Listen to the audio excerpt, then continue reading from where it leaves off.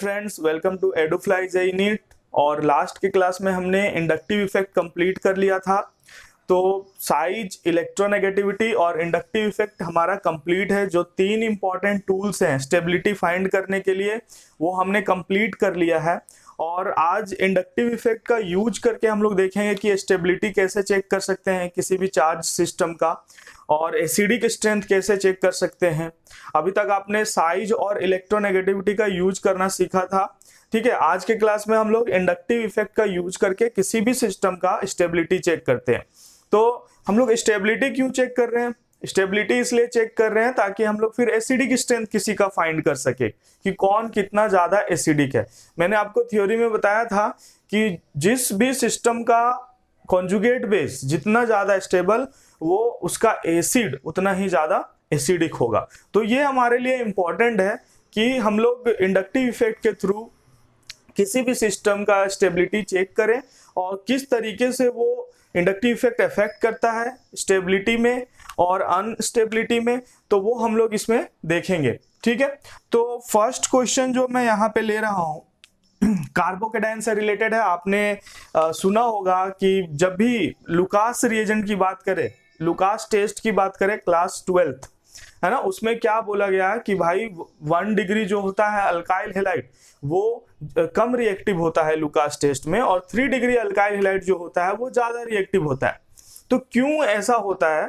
तो उसका रीजन ये है कि 3 डिग्री उसमें जो मैकेनिज्म होता है वो होता है कार्बोकेटायन फॉर्मेशन। तो 3 डिग्री कार्बोकेटायन जो होता है वो ज्यादा स्टेबल होता है। SN1 वगैरह पढ़ोगे आप, न्यूक्लियोफिलिक सब्स्टिट्यूशन आप पढ़ोगे, तो उसमें आपको टेंशन लेना नहीं है। मैं बस आपको समझा रहा हूं कि ये जो GOC है, देखिए कहां कहां तक जाएगा। आपको एसिडिक स्ट्रेंथ केवल फाइंड करने में ये हेल्प नहीं करने वाला। ये आपको जब रिएक्शन मैकेनिज्म पढ़ोगे क्लास 11 क्लास 12th में, तो सभी जगह आपको ये हेल्प करने वाला है स्टेबिलिटी टर्म। ठीक है, तो इसमें से सबसे पहले हम लोग ले लेते हैं कि 1 डिग्री 2 डिग्री 3 डिग्री कार्बोकेटायन का स्टेबिलिटी हम लोग चेक कर लेते हैं। तो फर्स्ट जो एग्जांपल हम लोग लेने वाले हैं वो लेने वाले हैं कार्बोकेटायन से रिलेटेड। तो यहां पे हमने क्या करा, एक 1 डिग्री कार्बोकेटायन बना दिया। दूसरा जो मैंने लिया है वो लिया है 2 डिग्री कार्बोकेटायन CH3 CH+, है ना। और थर्ड जो कंपाउंड है वो है 3 डिग्री कार्बोकेटायन CH3। तो आपको पता होगा कि 1 डिग्री कार्बन के बारे में मैंने आपको बताया। तो 1 डिग्री कार्बन क्या होता है, 2 डिग्री कार्बन क्या होता है, 3 डिग्री कार्बन क्या होता है। 1 degree carbon, carbon which is attached with 1 carbon, single carbon, एक कार्बन से अटैच्ड है 1 डिग्री कार्बन। अब जो कार्बोकेटायन है, सेम डेफिनेशन कि भाई वैसा कार्बोकेटायन जो एक कार्बन से अटैच्ड हो। 2 डिग्री कार्बोकेटायन का मतलब ऐसा कार्बन जो 2 कार्बन से अटैच्ड हो, और 3 डिग्री कार्बोकेटायन का मतलब ऐसा कार्बोकेटायन जो 3 कार्बन से अटैच्ड हो। तो यहाँ पे हम लोग देखिए कि फर्स्ट A, B और C में नेमिंग कर देता हूं, इसमें A, B और C। तो 3 मैंने यहाँ पे कंपाउंड लिए हैं, कार्बोकेटायन लिए हैं, और हमें चेक करना है स्टेबिलिटी। तो किस तरीके से आप चेक करोगे इसका स्टेबिलिटी? तो इसके लिए सिंपली क्या है, स्टेबिलिटी जब आपको चेक करना है तो मैंने आपको 3 पॉइंट बताया है, वो आपको याद रखना है कि भाई जो न्यूट्रल सिस्टम होता है वो ज्यादा स्टेबल होता है in comparison to charge system. यहाँ पे कोई सा भी न्यूट्रल सिस्टम नहीं है, चार्ज होता है, या तो वो पॉजिटिव हो या तो वो नेगेटिव हो, या तो वो कार्बोकेटायन हो या तो वो कार्ब एनायन हो। ठीक है, तो यहाँ पे तीनों जो है वो चार्ज सिस्टम है। तो मैंने स्टेबिलिटी में सेकेंड पॉइंट बताया है, जिनको नहीं पता वो आप डिस्क्रिप्शन में जाके देखिए, GOC शुरू से देखिए जो मैंने स्टार्ट करा है। ठीक है, तो उसमें मैंने बताया कि स्टेबिलिटी का जो सेकेंड पॉइंट होता है कि अगर कोई चार्ज सिस्टम है तो उसमें आपको क्या करना है, charge stabilization makes structure stable. मतलब कोई सा भी स्ट्रक्चर है किसी भी सिस्टम में, अगर न्यूट्रलाइजेशन हो रहा है तो वो क्या करेगा, किसी भी सिस्टम को स्टेबल करेगा। अब आप बोलोगे सर तीनों सिस्टम में अगर न्यूट्रलाइजेशन हो रहा है तो उसमें फिर रिलेटिवली देखेंगे कि किसमें ज्यादा न्यूट्रलाइजेशन हो रहा है। तो यहाँ पे आपको हर बार जब आप कार्बोकेटायन या कार्बन आयन से रिलेटेड क्वेश्चन करोगे तो आपको क्या करना है, क्योंकि हम लोग एक रिलेटिव स्टेबिलिटी चेक कर रहे हैं, तो आपको क्या करना है कि भाई एक जो कॉमन कार्बन है उसको आपको सेलेक्ट कर लेना है। ये कार्बोकेटायन, ये कार्बोकेटायन और ये कार्बोकेटायन हमारे लिए तीनों स्ट्रक्चर में क्या है, कॉमन है। प्रॉब्लम कभी भी नहीं होगा। रेफरेंस मान लीजिए, फिजिक्स में जिस तरीके से आप यूज करते हो उसी तरीके से यहां भी हम लोग क्या करते हैं कि भाई रिलेटिव स्टेबिलिटी चेक करना है हमें। तो करना क्या है कि सिंपली ये कार्बोकेटायन, ये कार्बोकेटायन, ये कार्बोकेटायन तीनों में कॉमन है। इसके अलावा क्या चेंज हो रहा है, इन तीनों कार्बोकेटायन के अलावा क्या चेंज हो रहा है इस स्ट्रक्चर में, वो हमें देख लेना है। तो फर्स्ट थिंग, स्टेबिलिटी का मतलब neutralization, charge neutralization makes structure stable, ये पॉइंट याद रखना है। Third point, charge accumulation makes a structure unstable. कोई सा भी चार्ज एक्यूमुलेट हो रहा है किसी सिस्टम में तो क्या हो जाएगा, वो अनस्टेबल हो जाएगा। तो फिर उसमें से दो पार्ट डिवाइड कर सकते हैं हम लोग, कार्बोकेटायन और कार्बन आयन। कार्बोकेटायन का मतलब electron deficient, carbocation 6 electron species. नहीं आ रहा है समझ में आपको? अगर ये कार्बन की बात करें हम लोग तो यहाँ पे CH4 ये 4 बॉन्ड बनाता है, 4 बॉन्ड बनाता है। जब एक बॉन्ड आप तोड़ते हो, कार्बन और हाइड्रोजन का जब ये बॉन्ड टूटता है तभी तो आप बोलते हो कि भाई ये पावरफुल था, ये दोनों इलेक्ट्रॉन रख लिया इसलिए इसके पास क्या आ जाता है, नेगेटिव चार्ज आ जाता है और H+ निकल जाता है, तो ये CH3- बन जाता है।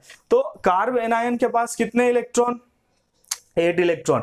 और कार्बोकेटायन की अगर हम लोग बात करें, यहाँ पे एक इससे भी ज्यादा इलेक्ट्रोनेगेटिव एटम को रख दे, क्लोरीन को रख दिया हमने। अब ये जब बॉन्ड टूटेगा तो क्या करेगा, क्लोरीन इलेक्ट्रॉन लेके चलेगा, तो यहाँ पे क्या आ जाएगा, पॉजिटिव चार्ज आ जाएगा।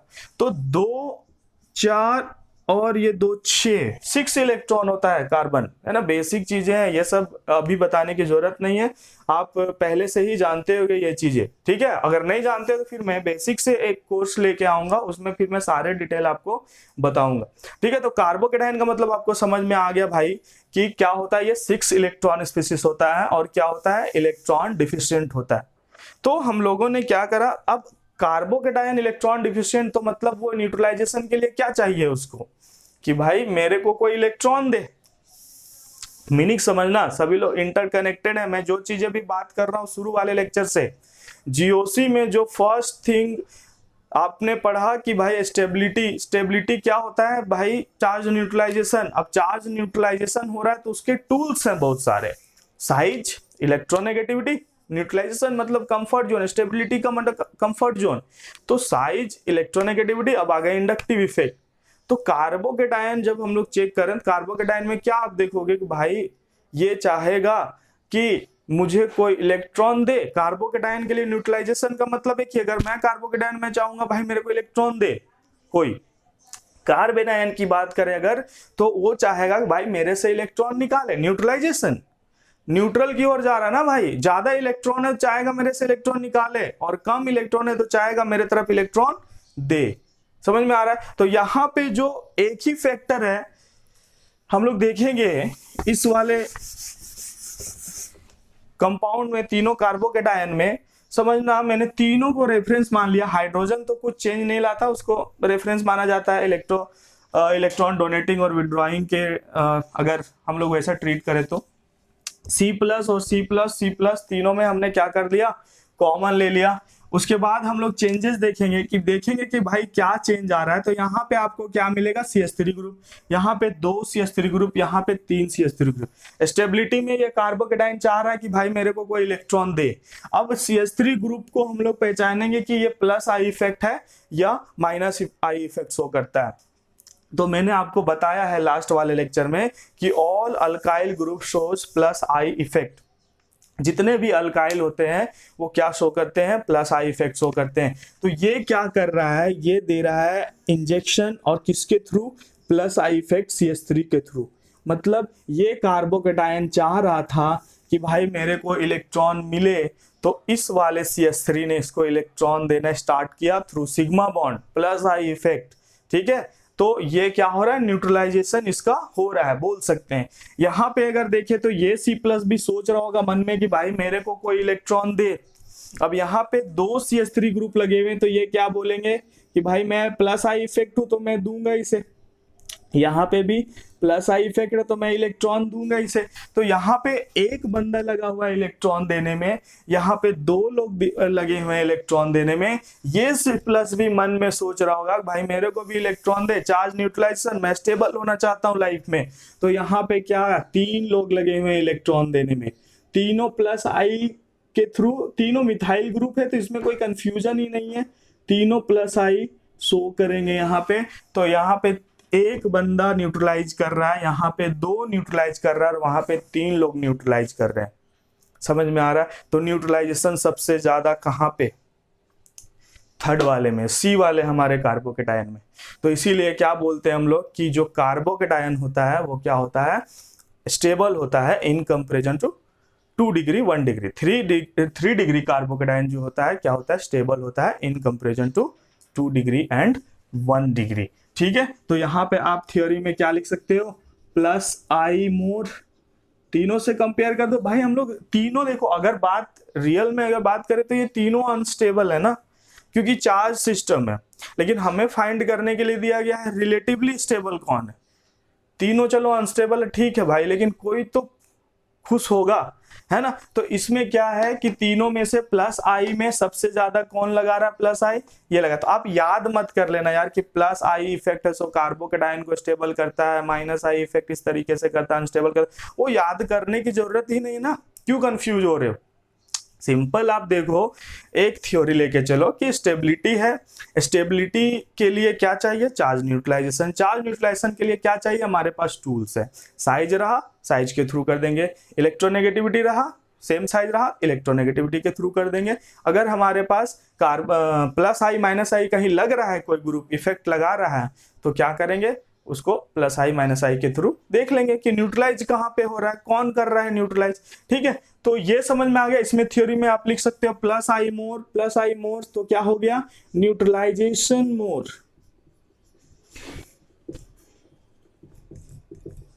न्यूट्रलाइजेशन इंक्रीजेज, और न्यूट्रलाइजेशन इंक्रीजेज होता है तो स्टेबिलिटी इंक्रीजेज। तो अब मैं कभी भी आपसे पूछूं कि 3 डिग्री 2 डिग्री और 1 डिग्री में कौन सा कार्बोकेटायन ज्यादा स्टेबल होता है, तो आप क्या बताओगे कि सर 3 डिग्री होता है। उसका रीजन मैं पूछूंगा तो आप बोलोगे कि सर 3 डिग्री कार्बोकेटायन में तीन तरफ से अल्काइल जो होते हैं वो इलेक्ट्रॉन डोनेट कर रहे होते हैं, 2 डिग्री में दो तरफ से और 1 डिग्री वाले कार्बोकेटायन में एक तरफ से, इसलिए ज्यादा स्टेबिलिटी, ज्यादा न्यूट्रलाइजेशन जो होता है सर वो 3 डिग्री कार्बोकेटायन वाले में होता है, इसलिए 3 डिग्री वाला ज्यादा stable. Then friend next example हम लोग ले लेते हैं कार्ब एनायन से रिलेटेड। कार्ब एनायन आपको पता होगा कि कार्बन के ऊपर अगर नेगेटिव चार्ज आ जाता है उसे हम लोग कार्ब एनायन बोलते हैं।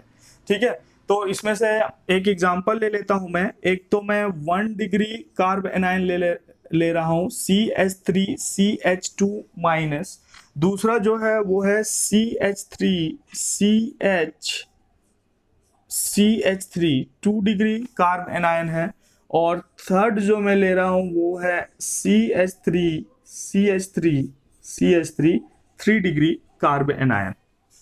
ठीक है, तो आपको मैंने सबसे पहला बताया कि कभी भी स्टेबिलिटी फाइंड करने के लिए दिया जाए, आप कॉमन चीजें सेलेक्ट करो कि भाई इसमें कॉमन क्या है, कार्बन के ऊपर नेगेटिव चार्ज, कार्बन के ऊपर नेगेटिव चार्ज, और यहाँ पे कार्बन के ऊपर नेगेटिव चार्ज। ठीक है, अब ये कार्ब एनायन नेगेटिव चार्ज क्या चाह रहा होगा, स्टेबिलिटी का मतलब हमारे लिए न्यूट्रलाइजेशन है। तो न्यूट्रलाइजेशन में क्या चाह रहा होगा ये कार्ब एनायन, भाई मेरे को कोई न्यूट्रल करे, मतलब मेरे से कोई इलेक्ट्रॉन निकाले, है ना, विड्रॉ करे, तब मैं न्यूट्रल होऊंगा। यहाँ पे ये कार्बन चाह रहा था कि भाई मेरे से इलेक्ट्रॉन निकाले, लेकिन ये जो अल्काइल ग्रुप है ये कैसा शो कर रहा है, ये प्लस आई इफेक्ट शो कर रहा है, और ये इलेक्ट्रॉन क्या कर रहा है, ये इलेक्ट्रॉन दे रहा है। ये चाह रहा था कि भाई मेरे से इलेक्ट्रॉन कोई निकाले, लेकिन यहाँ पे जो अल्काइल ग्रुप है ये क्या कर रहा है, इलेक्ट्रॉन दे रहा है। इसमें से ये जो अल्काइल ग्रुप है यहाँ पे भी कार्बन तीनों में सेम ही है, कार्बन के ऊपर नेगेटिव चार्ज, ये अल्काइल ग्रुप क्या कर रहा है, इलेक्ट्रॉन दे रहा है, जबकि ये कार्बन क्या चाह रहा होगा न्यूट्रलाइज होने के लिए कि भाई मेरे से कोई इलेक्ट्रॉन को निकाले। यहाँ पे ये भी क्या कर रहा है, इलेक्ट्रॉन दे रहा है प्लस आई के थ्रू। तो यहाँ पे दो प्लस आई वाले इलेक्ट्रॉन दे रहे हैं। इधर ये जो कार्ब एनायन है ये क्या चाह रहा होगा, कि भाई मेरे को न्यूट्रलाइज करे, इलेक्ट्रॉन निकाले, लेकिन यहाँ पे इलेक्ट्रॉन देने में कितने लोग लगे हुए हैं? 3 लोग इलेक्ट्रॉन देने में लगे हुए हैं, 3 लोग इलेक्ट्रॉन देने में लगे हुए हैं। ठीक है, तो सबसे ज्यादा इलेक्ट्रॉन कहाँ मिल रहा है ना? 3 स्टूडेंट है, एक बंदे को कम होमवर्क मिला, उसके बाद मीडियम, उसके बाद सबसे ज्यादा बर्डन किस पे है? थर्ड वाले स्टूडेंट पे। ठीक है, वो चाह रहा था भाई ना मिले, लेकिन उसे मिल रहा है, तो सबसे ज्यादा अनस्टेबल थर्ड वाला। यहाँ पे भी सेम सिचुएशन है कि अगर कार्बन के ऊपर नेगेटिव चार्ज है, वो चाह रहा है कि भाई मेरे से इलेक्ट्रॉन को कोई निकाले, लेकिन यहाँ पे ये अल्काइल ग्रुप क्या कर रहे हैं? इलेक्ट्रॉन को दे रहे हैं। तो आपको ये नहीं सोचना है कि ये ले रहा है कि नहीं ले रहा है, या ये दे रहा है कि नहीं दे रहा है। जो कॉमन चीजें हैं उसको भाई सर्कल कर दो क्वेश्चन सॉल्व करने टाइम, और उसके बाद उसको छोड़ दो वहीं पे। बाकी बात अदर जो स्ट्रक्चर है वो चेंजेस देखो कि क्या चेंजेस ला रहे हैं उस सिस्टम में। हमने पहचाना यहाँ पे क्या पहचान लिया कि कार्बोकेटायन था, ये इलेक्ट्रॉन चाह रहा होगा, तो इसको हमने बस रेफरेंस मान लिया, छोड़ दिया। उसके बाद देखा कि उसके अलावा क्या चेंजेस आ रहा है इनके स्ट्रक्चर में। तो यहाँ पे 1 2 3 प्लस आई सबसे ज्यादा ये दे रहा है, तो चाह भी रहा था ये कि भाई मेरे को इलेक्ट्रॉन मिले। यहाँ पे 1 2 3 तीनों कार्बन आयन, तीनों क्या चाह रहे हैं भाई इलेक्ट्रॉन कोई ले, लेकिन तीनों में दे रहा है, लेकिन सबसे ज्यादा कहां पे मिल रहा है? यहाँ पे। तो प्लस आई मोर सबसे ज्यादा यहाँ पे, तो चार्ज का एक्यूमुलेशन होगा, चार्ज का एक्यूमुलेशन क्या होगा? ज्यादा हो जाएगा, इंक्रीज कर जाएगा, तो स्टेबिलिटी क्या हो जाएगा? स्टेबिलिटी डिक्रीज कर जाएगा। समझ में आ रहा है? तो तीनों अनस्टेबल है, लेकिन रिलेटिवली आपसे पूछा जा रहा है कि कौन सबसे ज्यादा अनस्टेबल है, तो आप क्या बताओगे कि भाई कार्ब एनायन वाला सिस्टम 3 डिग्री वाला वो ज्यादा स्टेबल है, क्योंकि वहां पे चार्ज का एक्यूमुलेशन ज्यादा हो रहा है। ठीक है, तो स्टेबिलिटी कभी भी दोस्त आपसे जब पूछा जाए तो आप बस समझना कि भाई चार्ज का न्यूट्रलाइजेशन कहाँ हो रहा है। चार्ज का न्यूट्रलाइजेशन ना मिले तो एक टर्म है हमारे पास इलेक्ट्रोनेगेटिविटी वाला, लेकिन जहां पे प्लस आई माइनस आई मिलेगा वहां पे न्यूट्रलाइजेशन का कॉन्सेप्ट लगने ही वाला है। अभी तक आपने कार्बोकेटायन और कार्ब एनायन का स्टेबिलिटी के बारे में समझ लिया। अब आप सीख चुके हो कि 1 डिग्री 2 डिग्री 3 डिग्री कार्बोकेटायन में जो 3 डिग्री होता है वो सबसे ज्यादा स्टेबल होता है कार्बोकेटायन, और 1 डिग्री 2 डिग्री 3 डिग्री में कार्ब एनायन जो होता है वो सबसे ज्यादा अनस्टेबल होता है 3 डिग्री वाला। तो आपको समझ में आ गया है, ये कॉन्सेप्ट भी समझ में आ रहा होगा जो मैं समझा रहा हूँ। तो ठीक है, नेक्स्ट एग्जाम्पल लेते हैं हम लोग इंडक्टिव इफेक्ट के क्वेश्चन में। अगर मैंने दे दिया एक स्ट्रक्चर CH3 CH2 CH, यहां पे मैंने फ्लोरीन लगा दिया और ये कर दिया CH2 प्लस। ठीक है, इधर से मैंने CH3 CHF और यहां पे लगा दिया CH2 प्लस रखने दिया। ठीक है, 2 मैंने कार्बोकेटायन लिए A और B, और आपसे पूछा जा रहा है कि भाई ये दोनों में ज्यादा स्टेबल कौन है। तो आप स्टेबिलिटी के लिए आपके मतलब फिर से वही है कि रेफरेंस मानोगे कार्बोकेटायन है ना। उसके बाद आप स्ट्रक्चर में चेंज देखोगे। कार्बोकेटायन क्या चाह रहा है भाई? कार्बोकेटायन चाह रहा है कि भाई मेरे से क्या करे, कोई इलेक्ट्रॉन दे, मुझे मीन्स इलेक्ट्रॉन दे। कार्बन आयन चाहेगा कि इलेक्ट्रॉन मेरे से निकाले। तो यहाँ पे और चीजें अदर स्ट्रक्चर हम लोग देखेंगे तो CH CH2 CH3, यहाँ पे भी CH2 CH3 बराबर है, सेम है। डिफरेंस क्या आया है ये आप देखना। जो ये फ्लोरीन था ये कार्बन के नेक्स्ट वाले कार्बोकेटायन के नेक्स्ट वाले कार्बन पे लगा हुआ है। इस वाले कार्बन की बात करें तो 1 2 पोजीशन पे लगा हुआ है। यहाँ पे अगर बात करें हम लोग तो फर्स्ट पोजीशन पे लगा हुआ है। ठीक है, तो अब ये C क्या चाह रहा था? तो भाई ये C चाह रहा था कि मुझे कोई इलेक्ट्रॉन दे, लेकिन यहाँ पे देखिएगा ये वाला पार्ट बराबर है और ये वाला पार्ट बराबर है, तो इससे कोई फर्क नहीं पड़ने वाला। दोनों हमें रिलेटिव स्टेबिलिटी चेक करना है, तो इसमें दोनों में जो इंक्रीज या डिक्रीज हो रहा होगा वो तो बराबर ही हो रहा है, तो उसे तो हमें चेक करना ही नहीं है। चेंजेस क्या आया देखिए, यहाँ पे फ्लोरीन था फर्स्ट पे, यहाँ फ्लोरीन है सेकंड पे, इसे हमें लेके चलना। फ्लोरीन ये क्या कर रहा होगा, ये फ्लोरीन आपका लगाता है माइनस आई इफेक्ट। जितने भी XNOS ये वाला पॉइंट लास्ट वीडियो में आपने अगर देखा होगा तो आपको समझ में आएगा, XNOS ये वाला फ्लोरीन माइनस आई इफेक्ट। तो भाई ये चाह रहा है कि भाई मेरे को इलेक्ट्रॉन दे, लेकिन ये दोनों क्या कर रहे हैं, इलेक्ट्रॉन इससे निकाल रहे हैं, मतलब चार्ज का एक्यूमुलेशन कर रहे हैं। चार्ज का एक्यूमुलेशन का मतलब यही नहीं होता कि इलेक्ट्रॉन ही एक्यूमुलेट हो, यहाँ पे पॉजिटिव चार्ज ज्यादा बढ़ जाएगा भाई, कोई इलेक्ट्रॉन निकालेगा। पॉजिटिव था, ये न्यूट्रल होना चाह रहा था, और कोई इलेक्ट्रॉन निकाल लेगा तो क्या हो जाएगा, यहाँ पे चार्ज का एक्यूमुलेशन बढ़ जाएगा, मींस जो पॉजिटिव चार्ज है और ज्यादा हो जाएगा। तो फ्लोरीन माइनस आई, लेकिन अब रिलेटिवली हमें देखना है कि कौन कम इलेक्ट्रॉन को निकाल रहा है। ठीक है, तो यहां पे आप देखोगे कि ये फर्स्ट पे लगा है, ये सेकंड पे लगा है, तो आपको पता होगा कि इंडक्टिव इफेक्ट जो होता है वो क्या होता है, डिस्टेंस डिपेंडेंट होता है, इनवर्सली प्रोपोर्शनल टू डिस्टेंस होता है, ये मैंने बताया है लास्ट क्लास में। तो यहाँ पे ये कार्बोकेटायन के सामने और ये यहाँ पे कार्बोकेटायन से दूर, तो क्या होगा, यहाँ पे जो होगा इफेक्ट कम होगा, यहाँ पे जो होगा इफेक्ट ज्यादा होगा।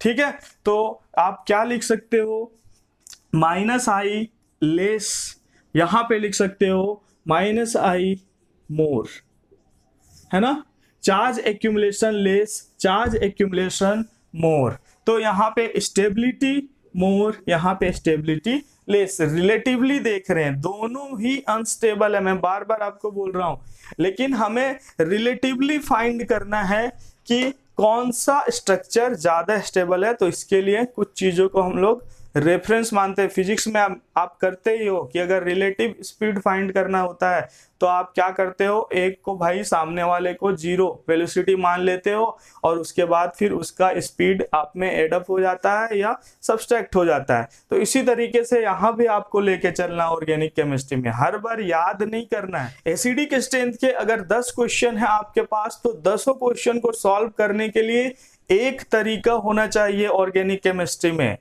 ताकि भाई आप लेवल कितना भी इंक्रीज कर दो क्वेश्चन का, लेकिन क्या होगा, आपको वही तरीका आना चाहिए और उस तरीके से वो क्वेश्चन सॉल्व होना ही चाहिए। ये बहुत इंपॉर्टेंट बात है। मैथ्स में